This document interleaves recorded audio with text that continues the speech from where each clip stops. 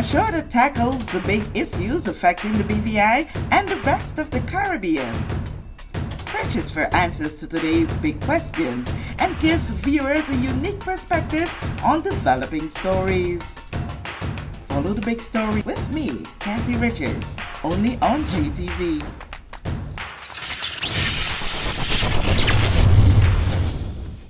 This show is brought to you by the National Bank of the Virgin Islands, Cyril B. Romney Turtola Pier Park, NV Salon, Nail Spa and Barbershop, Tisley Cross Deliciously Smooth Cider, and Digicel, simply more speed, reliability and entertainment. Plug into Digicel Plus and get even more entertainment with Disney Plus included. The best of Disney, Pixar,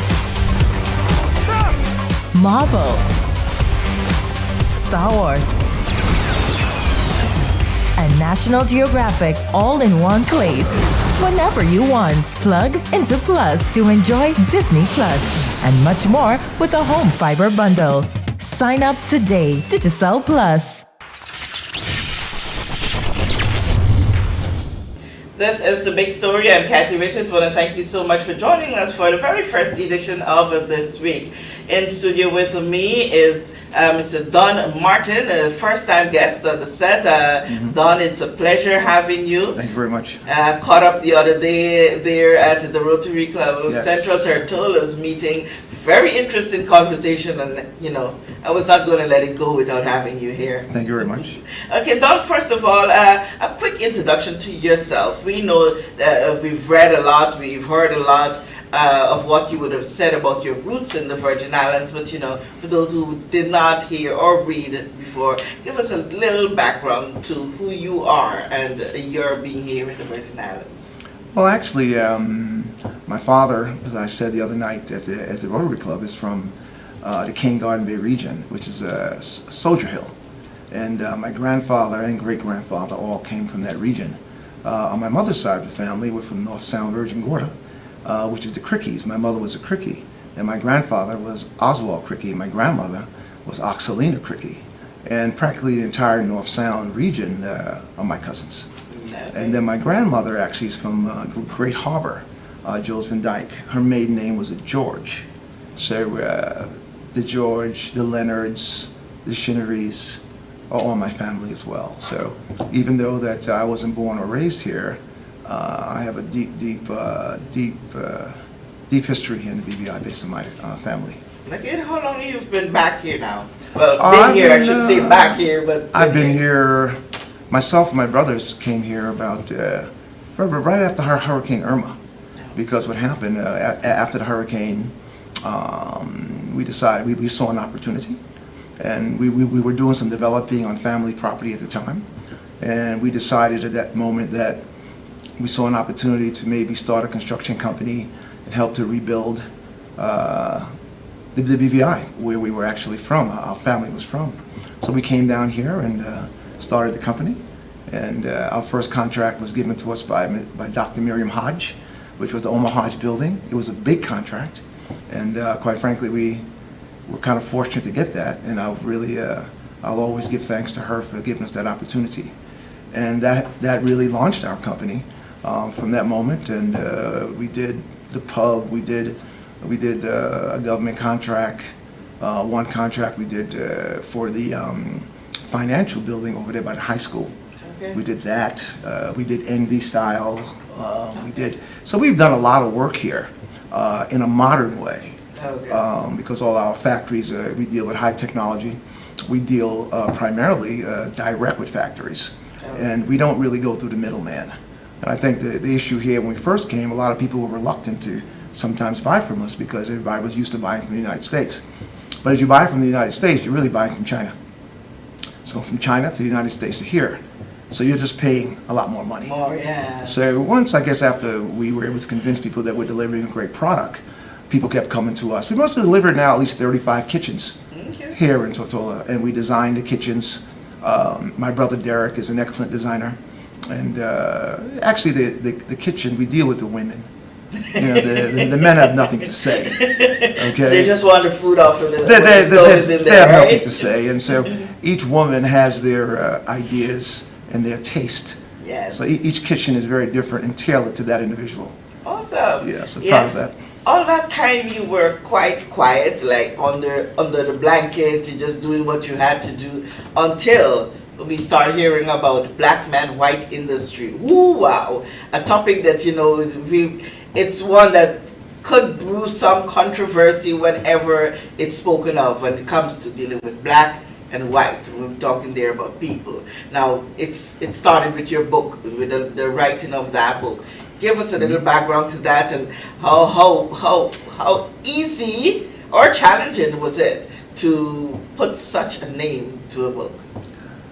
Well, being perfectly honest, I'm the type of individual that deals with facts, and I'm not ashamed to speak them or write them because it's the truth. And I think that if we all talk the truth to each other, I think that makes us better people, and that we can go on to do greater things. The fact is that I was a black man in a white industry in the United States, and I was able to penetrate an industry in textile menswear business from the time I was a kid, 18, 19 years of age, and I managed to penetrate that. I started off as a shipping clerk, the assistant to the assistant shipping clerk. If you watch old movies, and the guys are pushing those big carts down 7th Avenue, you might see me. I was unloading those rolls, and as an 18-year-old kid out of high school, and I went from there to 28 years old. I formed my first company, which was Windsor Textile Corporation with partners. We were extremely successful. We became a worldwide organization representing factories all over the globe, and that business was very successful. I sold my shares there in 2000, and I formed my second company, which is Don Martin International, which was my own. And it was never done before where a black man was able to form a corporation in that business. It was never done before me. I was the first one to be able to achieve that. And the reason why I'm so upfront with black and white is simply because I was in a 100% white industry. And you know what? I have no inhibition to anyone. People are people to me. I see people. I really don't see color. I see it, but I don't see it. I'm concerned about the human being in that color.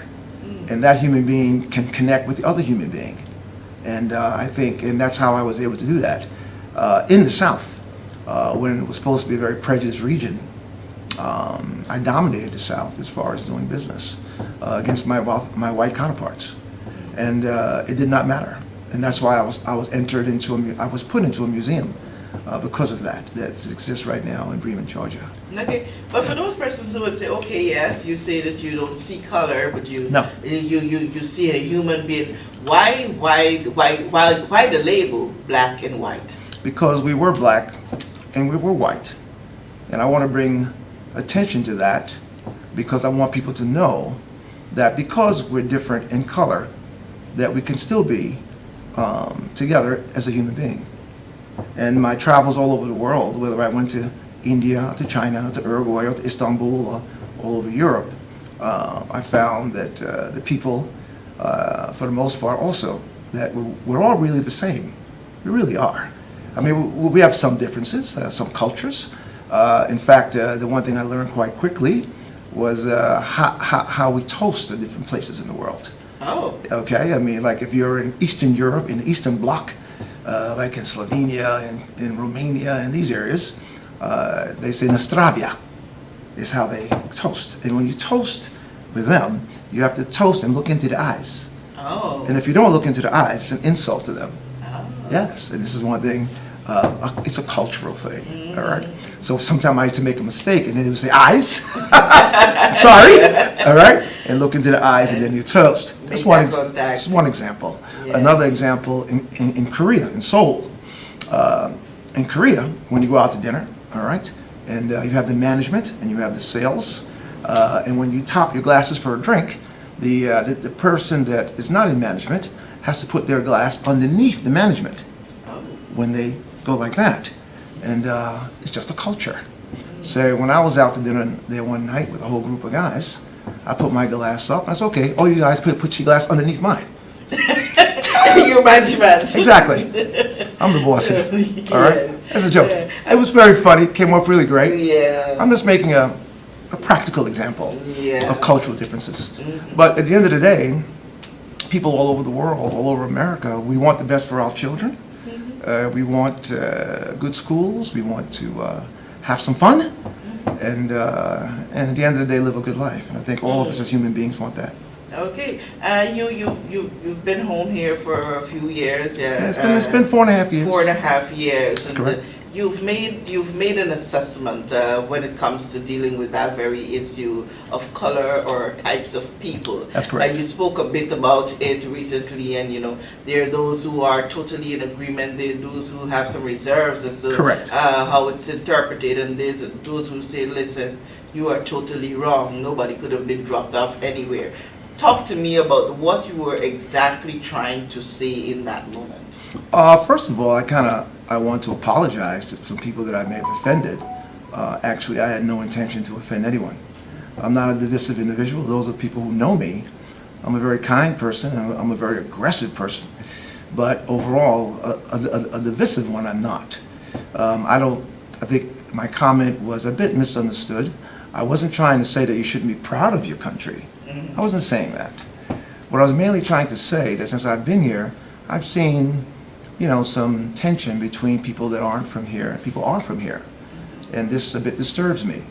I think overall, being in the United States and traveling around the world and dealing with all kinds of people, I always was a type of person that brought people together to let's look at the human element of each other instead of whether you're South American, you're this or you're that or you're that. If we see each other as people, then we can understand each other as people and still respect our countries of which we're from. So my comment mainly was, I was really trying to say that I would like to see black people in the Caribbean from all the islands, okay, to be together more, because if we were, we can be more of a force. I look at all the other islands and I look at how maybe we can get together more on trade. We can get together more on a lot of different things, I think, maybe on currency. Maybe there's a lot of things that we can do together if we have that opportunity, if that opportunity is open without us being like somewhat against each other. And I think the people that come here to seek opportunity, I think they should respect the people of the BVI, without question. And I think the people of the BVI should respect them. And if we respect each other, let's have harmony, and we can basically make magic. And then we could work together, and who knows, maybe some of the other islands and the other, business opportunities. A lot of things can happen if you're working together as a human being and not being divisive. So my comment mainly was certainly not to insult anyone. Remember, I'm a Virgin Islander, really. Even though I wasn't born here, my family dates back to slavery here. So I think I'm more of a Virgin Islander than a lot of people are because of that, even though I wasn't born here. And if people read my book, I chronicle a lot of my experiences as far as being from here and have a history here of the culture of people from the BVI. Even though I grew up in New York City, my father taught me from a child. He said, and I never understood what he was saying. He said, manners and respect will take you anywhere in the world. Yeah. That's what he told me. And those comments took me all over the world. I was asked a question in my upcoming interview with Black Enterprise Magazine on the show Beyond the Hype. They asked me, Mr. Martin, how did you get that determination and confidence to be able to be so like you are and able to do what you do without any kind of, I'm not a person that shakes. I'm really not. I'm always pretty cool. I'm always pretty aggressive and always very confident, regardless of what We can't just happens. look at you and think that you just look just like a cool, easygoing guy. Yeah, which I am. But there's also that inner side, all right, that drives me. And I told them that a lot of where I was is because slavery ended here in the BVI 30 years before it ended on the mainland. And I said because of that, the people of the Virgin Islands had a jump start on independence and being the type of people that were more confident in who they were, because there was a way they experienced not having slavery 30 years before Americans did. And I said, and I answered that question. And I said, I think my BVI roots certainly helped shape me and mold me a bit in that regard, even though I wasn't living here. Yeah. My parents Your were from parents, here. yeah. So I was trained in a lot of the BVI culture. You know, I couldn't play songs on Sunday. Okay, we couldn't do that in the house. Got to go to church, gospel. We had to go to church and church music and all that kind of stuff. So I understood the BVI culture because of my mom and dad. So, and I said this in this interview. So I want the people of the BVI to understand the type of person I really am if they read my book as well. In my book, in certain parts of the book of things that I was relating to, I referenced my BVI roots, my grandparents here in Tortola. My grandfather owned cargo boats in the King Garden Bay area. So, and he sailed, and he brought produce back into the British Virgin Islands in order to supply a lot of the people. A lot of the people in the region sailed with my grandfather. So we have a long history here. My grandmother owned a store at her house, and my grandmother used to extend credit to people that walked all the way from East End. And I found that out because a person told me that here, that my grandmother used to tell them when they came to the store and they didn't have enough money, she used to say, don't worry about it, just take what you want and come back next week. So I learned these from people here. I didn't even know that. Okay, you see, you would have had the opportunity to learn that from your parents and your grandparents. But what we've been hearing here from, I'm not BVI roots. I am from Guyana, but I live here. This is considered home for me because I'm here. Right. But what you would hear quite a lot is that the more indigenous Virgin Islander feels that the culture of the BVI is being eroded, is being washed away. Mm-hmm. It's not because one of the many things is that it's not being taught to the children in school, and two, there is such a large group of people from all the Caribbean and outer world, from the wider world, that are now here than in the past. And because the number is so great and the influences are so great, you have persons from different places marrying to persons who are here, and so there's a mixture of culture, and that of the BVI is being washed away slowly, if not surely. Have you seen that? My comments on that is this. I'm a proud member of VICA, the Virgin Island Community Association. I work very closely with the president, Melissa Potter. I've been on many projects with her on working to try to preserve a lot of the culture of the BVI. So I definitely believe in that. I'm a member of VICA. I have been for the past 4 years. And I think that that struggle is because I think we've become more of a metropolis. We have people from all over. I mean, and when that happens, I think you're going to probably cause some erosion, not because you want it to, but it's just that there's so many other cultures here. So I think an organization like VICA, which why I think their importance and their focus is to try to preserve a lot of the cultures here in the British Virgin Islands. I say British Virgin Islands because I've always known it as that. Okay, I know that you're saying Virgin Islands now. Virgin Islands. I got to get used to that. I really do. And the reason why I say British Virgin Islands because I think there's a difference between here and in the U.S. Virgin Islands. I think there's a cultural difference. Yes. There is. Even like I said before, we're all people, we're all blah, blah, but there's a cultural, everybody has a cultural difference. U.S. Virgin Islands would say these Virgin Islands are the greater Virgin Islands and they're the Virgin Islands.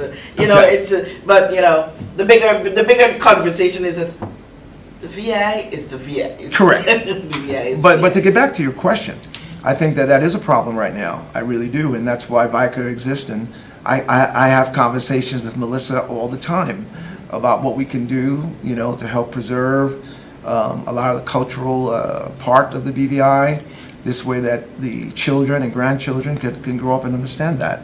And I see that as a problem only because of we've become more of a metropolis. You know, we have people working here from all different places. And I think part of the problem has been that a lot of our own leave and they go to the United States for college and so on, and and they seek opportunity there, and they do well. There's nothing wrong with that. And there's nothing wrong with us being successful abroad. No, No, definitely not. we don't have to only be successful in our hometowns. We could be successful all over the world. It's all positive. It's all good.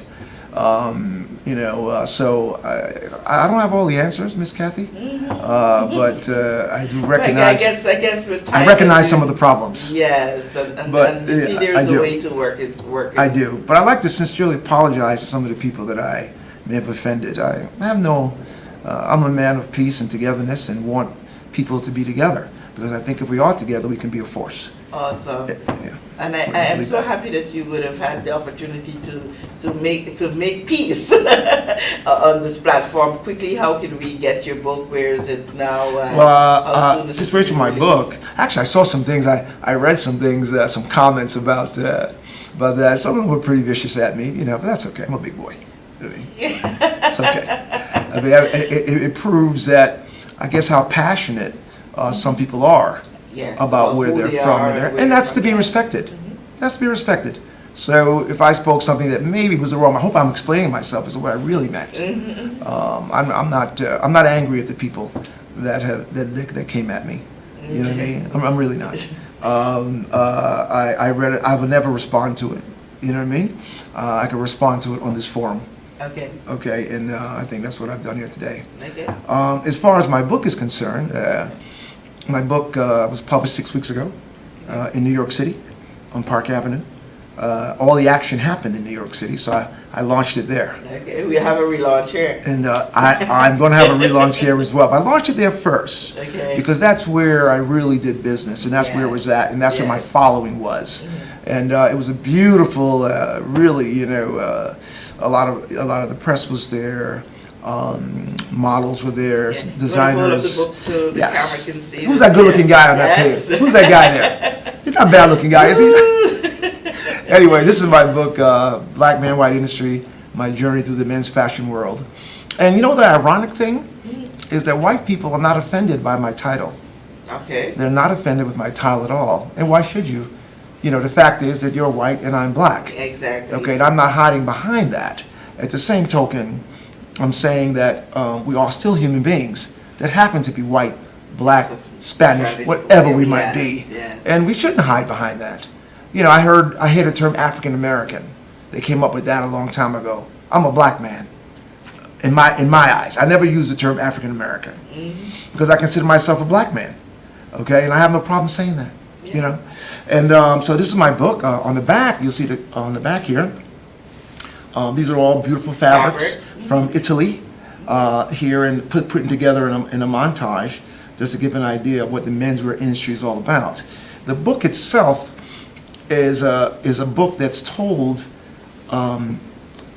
starting in the 1970s about my life, and is written chronologically up to 2005, I believe. And then I stopped it there. I wanted all high points in my book.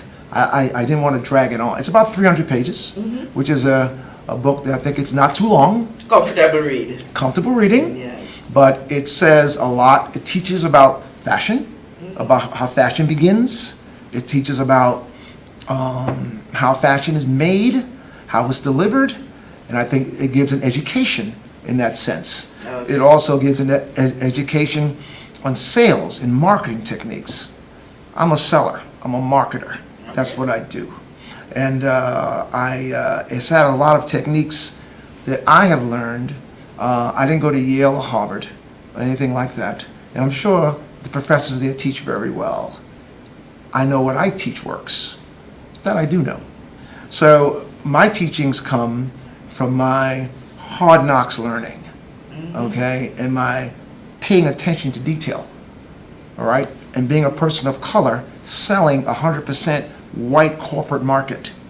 And I teach in my book how certain things that you pay attention to. And I also teach, and I've asked this question before, when we get into a room and we have 9 white folks and 1 black folk, and in a forum, and I'm basically addressing them and they're addressing me. I ask the question, who's in control? Them or me? You're the one that stands out. I'm in control always. And then one of the reasons why I'm always in control, and I wrote this, I'm used to seeing them, but they're not used to seeing me.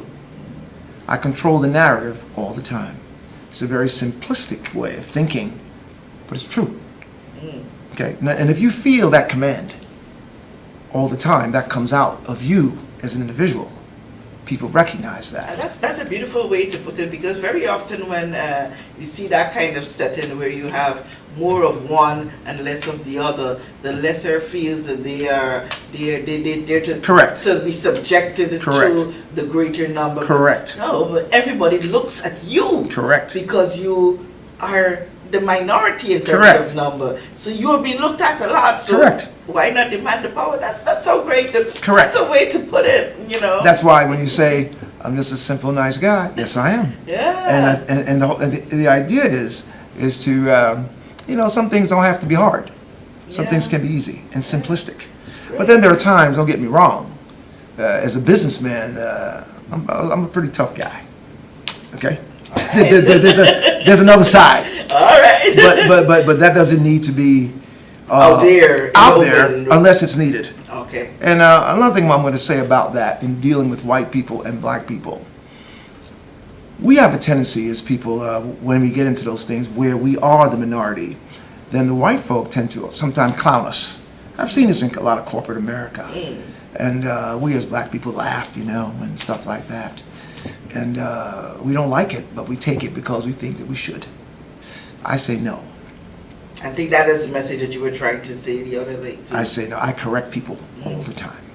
If I see them, if you're going to clown me because I'm a whatever, say things that I think that are demeaning, I won't stand for that, and I'll correct you.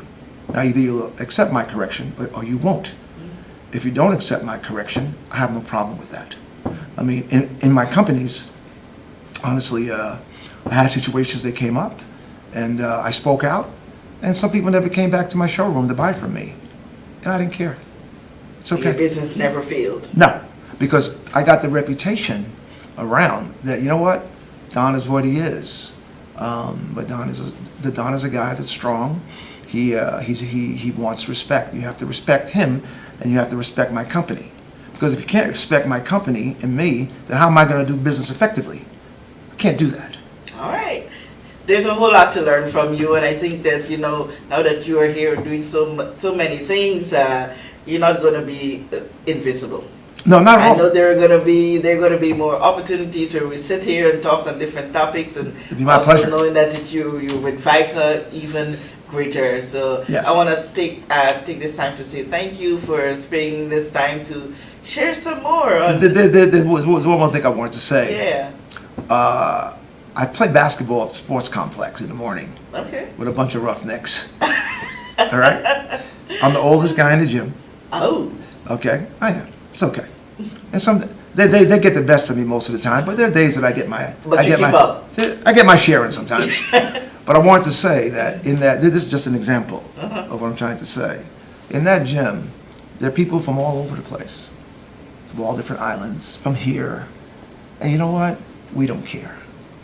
We're just a bunch of guys connecting and playing basketball and having a great time. Taking care of health. Having a great time. Having good camaraderie. I can name some of the guys with Pope and Jason Foy and Jason this and then Sim and DeWitt and there's so many of the guys. Beautiful guys. But that's a microcosm of what I'm trying to say. We're just a bunch of dudes having fun and respecting each other as human beings. Awesome. Doesn't matter where we're from. Okay. No matter where we're from, we're one people. Correct.